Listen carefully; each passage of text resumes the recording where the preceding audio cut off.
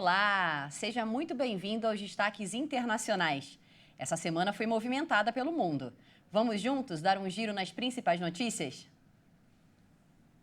O presidente francês Emmanuel Macron e a presidente da Comissão Europeia participaram das celebrações pelo Dia da Vitória na segunda-feira na Europa. A data celebrou a vitória sobre os nazistas pelos aliados na Segunda Guerra Mundial. Acompanhado da Guarda Republicana, o presidente francês andou pela Avenida Champs-Élysées, em Paris, até a Praça Charles de Gaulle, onde reacendeu a chama em frente ao túmulo do soldado desconhecido, no Arco do Triunfo. Em seguida, foi respeitado 1 minuto de silêncio. Macron estava junto de Yves de Gaulle, neto do general que liderou a França na resistência aos nazistas, além da primeira-ministra Elisabeth Borne, da prefeita de Paris, Anne Hidalgo, e de outros políticos. Macron também foi a Lyon nesta segunda, onde prestou homenagem a Jean Moulin, um dos heróis da resistência francesa. O presidente francês anunciou nesta segunda-feira que vai fazer a primeira visita de Estado à Alemanha em julho, em um contexto de contínuas tensões sobre questões como a energia ou as relações com a China. A viagem vai acontecer entre 2 e 4 de julho. Macron foi convidado pelo presidente alemão Frank-Walter Steinmeier para honrar a estreita amizade entre os dois países. O gabinete da presidência alemã afirmou em um comunicado que esta vai ser a primeira visita de Estado de um presidente francês à Alemanha em 23 anos. Vamos falar agora sobre a guerra no leste europeu, porque também na segunda-feira a Rússia atacou novamente a Ucrânia com drones, mísseis e bombardeios. Ao menos 4 civis morreram nos últimos ataques. Um depósito de alimentos foi atingido por um míssil russo na cidade de Odessa, no Mar Negro, e ficou em chamas. 3 pessoas ficaram feridas. Também foram relatadas explosões em Zaporísia e Kherson, no sul do país. O prefeito de Kiev acusou a Rússia de disparar 60 drones de fabricação iraniana contra alvos ucranianos. 35 deles foram interceptados. Os destroços destruíram apartamentos e estabelecimentos na região. Segundo a administração militar de Kiev, destroços de um drone também caíram na pista de um dos 2 aeroportos de passageiros da capital ucraniana, sem provocar incêndios. E ainda falando sobre confrontos, mas agora no Oriente Médio, após novos ataques israelenses, centenas de foguetes foram lançados da faixa de Gaza contra Israel.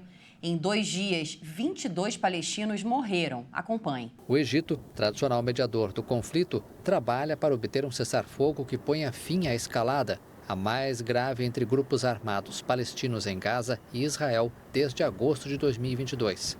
A Jihad Islâmica da Palestina divulgou a morte de um líder militar. Ali Ghali, comandante da unidade de lançamentos de foguetes, foi morto no sul da faixa de Gaza. O primeiro-ministro israelense Benjamin Netanyahu afirmou em pronunciamento na TV que o governo está no meio da campanha contra a Jihad Islâmica. O secretário-geral da ONU, Antônio Guterres, disse estar muito preocupado com a escalada da violência, segundo um porta-voz da instituição. O ministro da Defesa de Israel, Yoav Gallant, relatou mais de 400 lançamentos de foguetes a partir de Gaza. Netanyahu afirmou que nenhum civil israelense foi ferido. O premier pediu aos moradores nas áreas de fronteira com Gaza que permaneçam em abrigos, já que alguns foguetes causaram danos materiais. A Jihad Islâmica, organização considerada terrorista por Israel, União Europeia e Estados Unidos, tem sido alvo de ataques israelenses desde a terça-feira.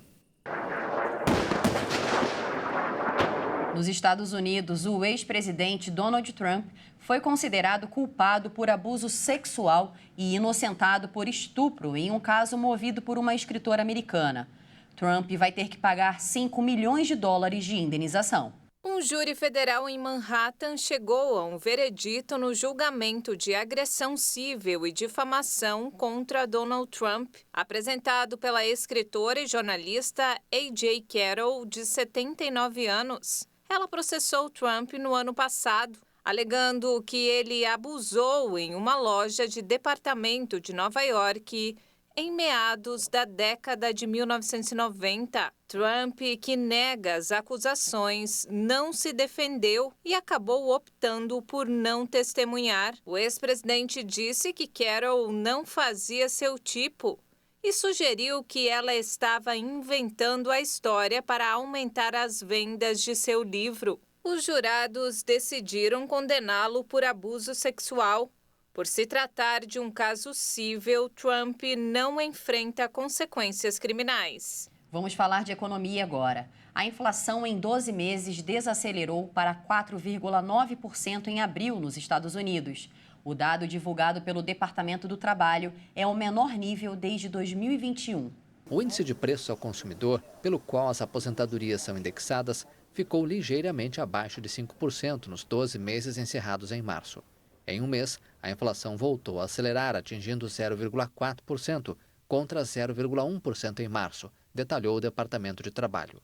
Embora esse novo valor mostre um passo na direção certa para as autoridades econômicas e marque o menor aumento anual em quase 2 anos, mantém-se muito acima dos níveis anteriores à pandemia de Covid. Os analistas acompanham de perto os números da inflação, um índice-chave, enquanto o Banco Central americano avalia se deve aumentar ainda mais as taxas de juros.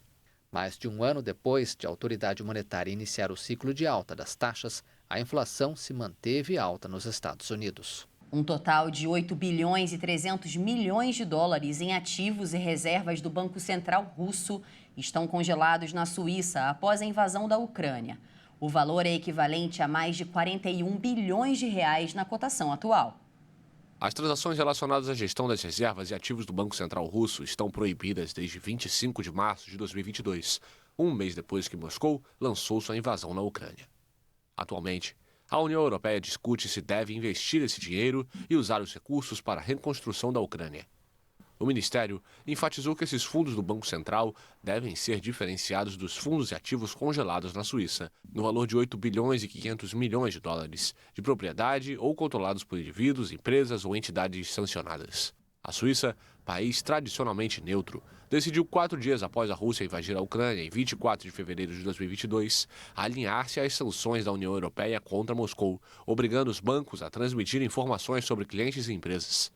Este também é o caso dos fundos do Banco Central russo. O governo espanhol anunciou um pacote de medidas de quase 2 bilhões e 200 milhões de euros, o equivalente a mais de 11 bilhões de reais, para combater a intensa seca no país e o impacto no setor produtivo. Mais da metade do valor vai ser destinado principalmente para aumentar a disponibilidade de água e outro grande montante para ajudar agricultores e pecuaristas. A situação de seca acumulada e de redução de chuvas nos últimos anos, e em particular neste primeiro trimestre de 2023, é sensível, delicada nas baías de Guadalquivir, nas bacias da Andaluzia, nas interiores da Catalunha, e é necessário vigilância especial nas de Guaidana, Júcar e Segura. O pacote busca adotar medidas urgentes em matéria agrária e hídrica em resposta ao agravamento das condições. O investimento pretende construir novas infraestruturas como estações de dessalinização, além de duplicar a reutilização das águas urbanas. Ao mesmo tempo, vai custear a redução das tarifas pagas pelos produtores para terem acesso à água. Dados do Ministério da Transição Ecológica indicam que os reservatórios do país operam no momento com 48,9% da capacidade. A ONU afirma que 75% da Espanha corre risco de desertificação com as mudanças climáticas. Os incêndios florestais no Canadá têm aumentado com as recentes mudanças climáticas. Milhares de pessoas já precisaram deixar as suas casas por causa da velocidade em que as chamas têm se espalhado. Vegetação seca, recorde de temperatura e ventos fortes. Esse acúmulo de fenômenos explica por que Alberta, no oeste do Canadá, está experimentando incêndios florestais de uma magnitude sem precedentes este ano. A extensão dos incêndios e seu aparecimento antes do normal ilustram os impactos da mudança climática, dizem os cientistas. Devido à sua localização geográfica, o Canadá está esquentando mais rápido que o resto do mundo. Esses fenômenos, portanto, estão cada vez mais propensos a se repetirem com frequência. No total, já foram queimados 390 mil hectares. Isso é 10 vezes mais que um ano normal, disse Danielle Smith, primeira-ministra de Alberta, onde foi declarado estado de emergência. Quase 30 mil pessoas receberam ordens para deixar suas casas, enquanto centenas de bombeiros trabalham para controlar as chamas. A grande maioria dos incêndios ocorre por ação humana, produzida por cigarro, fogueiras que não foram apagadas adequadamente e, às vezes, atos mal intencionados. O jornal britânico The Mirror pediu desculpas ao príncipe Harry, caçula de Charles III, e por outros famosos por coletar ilegalmente informações sobre eles. O príncipe Harry, de 38 anos, que mantém relações conturbadas com a família real britânica, trava uma guerra contra a imprensa sensacionalista de seu país com uma série de ações judiciais. A audiência foi contra o Mirror Group Newspapers, que publica o The Mirror, Sunday Mirror e Sunday People. O Duque de Sussex também processou o editor do Daily Mail e o News Group Newspapers, que publica o jornal The Sun. O julgamento contra o Mirror Group Newspapers no Supremo Tribunal de Londres deve durar algumas semanas. O grupo é acusado de escutas telefônicas. Além de Harry, outros famosos, como a integrante do grupo Girls Aloud, Cheryl, o ator Ricky Tomlinson e o ex-jogador de futebol Ian Wright, entraram com ações judiciais neste caso. Em documentos divulgados no início da audiência, o Mirror Group Newspapers admitiu que havia algumas evidências de coleta ilegal de informações. O grupo se desculpou e prometeu que tal conduta nunca mais será repetida. No entanto, a defesa negou as acusações de interceptação de mensagens de voz. Ao rejeitar algumas acusações, afirmou que os fatos alegados eram antigos demais para serem julgados. As denúncias referem-se ao período de 1995 a 2011. Na União Europeia, o projeto para regulamentar a inteligência artificial deu mais um passo no Parlamento Europeu, onde deputados aprovaram a proposta e ainda pediram novas proibições e uma análise mais profunda do fenômeno ChatGPT. Os eurodeputados das Comissões Permanentes de Liberdades Civis e de Proteção dos Consumidores aprovaram por ampla maioria a limitação do uso da IA no bloco, mas com a continuidade dos incentivos ao setor. O texto vai ser apresentado ao plenário do Parlamento em junho e, em caso de aprovação, as negociações vão ter início com os Estados-membros da União Europeia para a redação de uma lei definitiva. A Comissão Europeia propôs há 2 anos um projeto de regulamentação das inteligências artificiais, mas a análise parlamentar foi mais longa que o previsto e sofreu um adiamento devido às polêmicas sobre os perigos das ferramentas capazes de criar textos ou imagens. Os eurodeputados consideraram a votação desta quinta-feira histórica e afirmaram que esperam concluir o processo com a implementação da primeira norma no mundo sobre inteligência artificial. O texto aprovado inclui alguns dos principais eixos da proposta apresentada em 2021, mas também sugere a proibição da vigilância biométrica, do reconhecimento de emoções e do uso de sistemas de inteligência artificial para vigilância policial de modo preditivo. E ainda sobre o assunto, o Google anunciou a abertura do ChatBard, concorrente do ChatGPT, apoiado pela Microsoft, para 180 países em inglês e anunciou ainda a integração desta tecnologia a várias outras plataformas, inclusive a ferramenta de buscas online.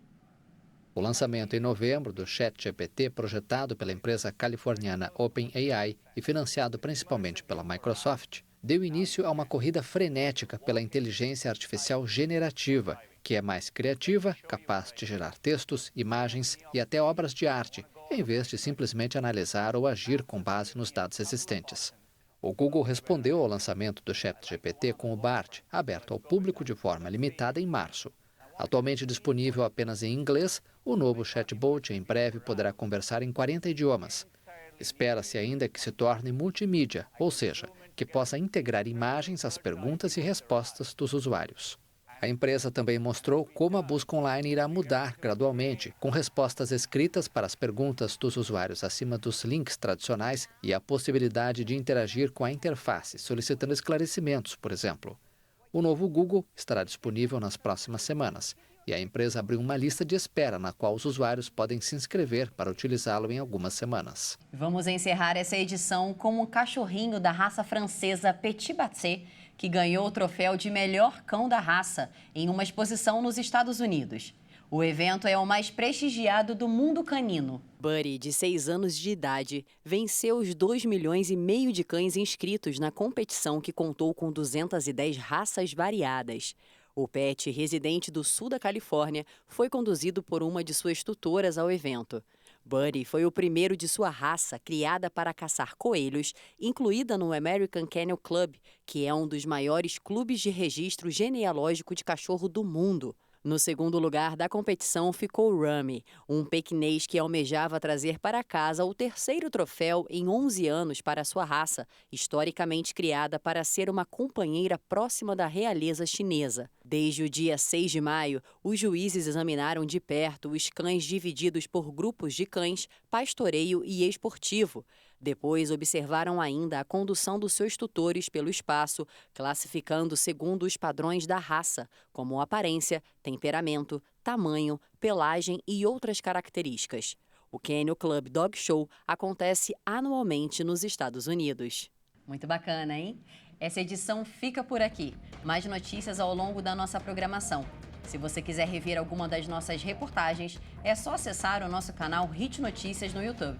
Excelente final de semana. Tchau, tchau.